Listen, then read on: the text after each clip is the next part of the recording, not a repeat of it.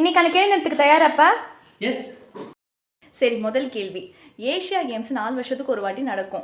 Last year 2023ல நடந்த 19வது Asian கேம்ஸ்ல India எத்தனை பதக்கம் வின் பண்ணியிருக்கு?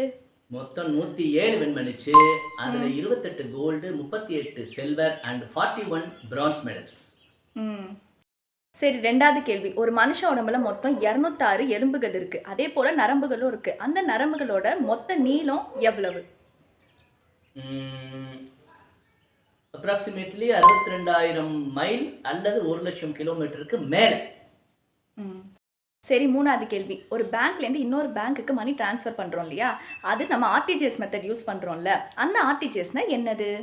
Real time cross settlement.